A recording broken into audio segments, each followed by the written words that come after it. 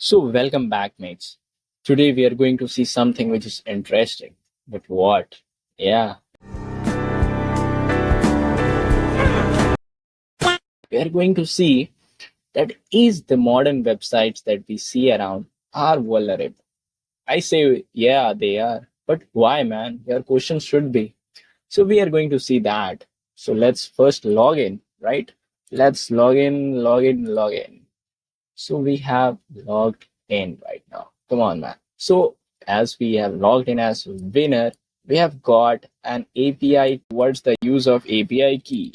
What's the use of API key? So it's a unique digital identifier that controls how application or services communicates with backend system, right? Let's see how an attacker could take this, right?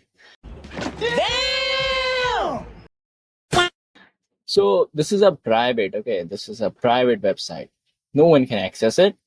If I say, unless and until they have your login credentials or the API key stuff. So we are going to track it down. So what we'll do is let's turn on our proxy. Proxy, yeah, we are going to scan our website. Come to the bird suite, turn on this, and let's give a refresh. Refresh. So we got something. Let's see the request that is being made. Okay, this we call a response. So we get a get request, my account, which is again a private entity right now. We have got a cookie session. Remember why cookie session are being critical? Because this is your identity to the server, right? So what we are going to do is we are going to send it where? To the repeater. But why do? We are going to, like a surgeon, he performs surgery on the dead bodies. Okay, hell yeah, man. This is very interesting. So here you are this particular cute guy. You don't know how harsh the world is, right? I even didn't knew until I started hacking that.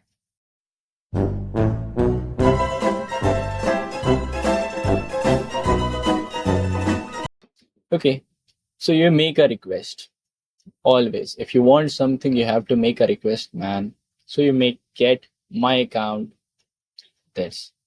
Now it doesn't travels directly to the server, okay? It travels like through various CDNs. CDNs are like third-party servers.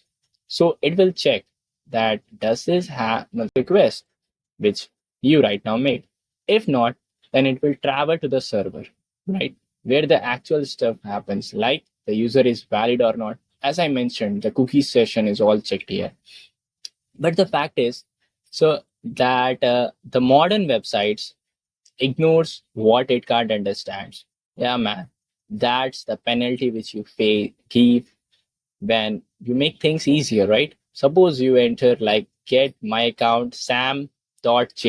Sam.js is very crucial because we are going to use this. Now, as the stuff travels from CDN to the server, first the CDN and the server checks. Okay, I can recognize this get my account, but I don't recognize this sam.js. Okay, what shall I do? I will ignore this sam.js. Yeah, this gets ignores. And let's see how the response comes. So the response is coming from the server. Now the CDN. CDN says, okay, man, this has a .js extension. Means when we have .css extension, all stuff. So there are some extension which are like public in nature. Means they are on high demand, and we want things to be much more faster as possible. So what the CDN does is saves it. Remember, it's not the server, it's a third party server. And if he stores, he isn't checking your identity. It is just seeing what is stuff to be saved. And here's the mismatch of the rules from the server side and the CDN side.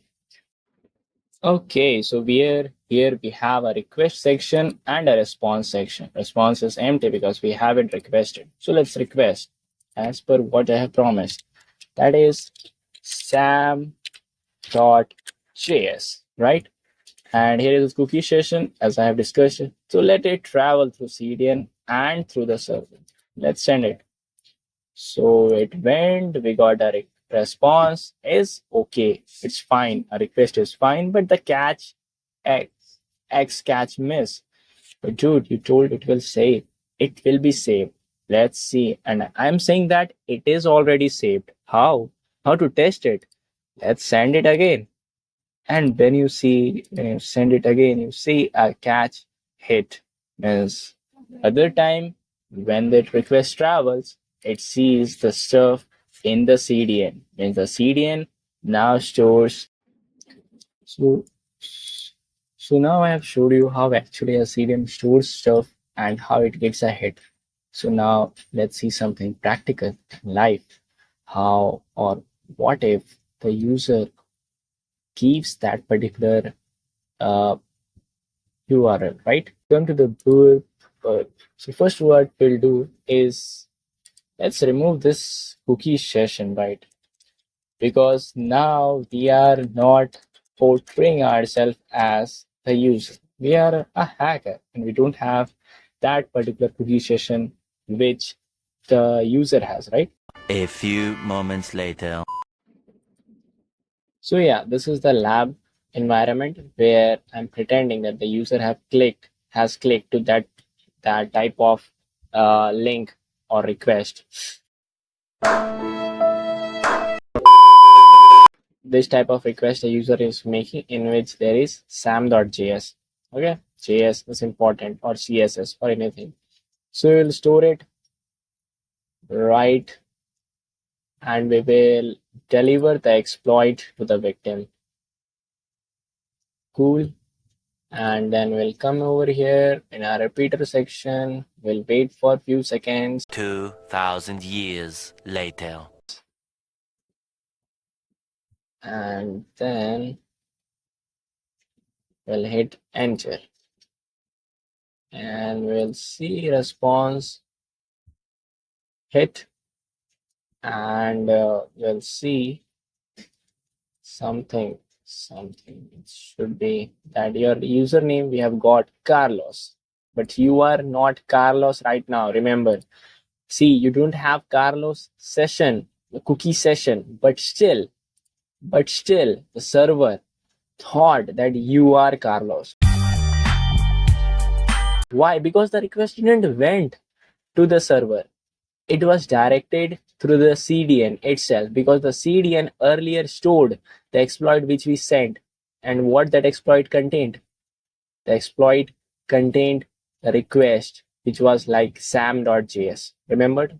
That's it. This is how we fool the system. This is how we fool. So there are some ways in order to which we can prevent this happening. Of course, by changing the link, the way we operate the links is very important. That's it. Let's meet again.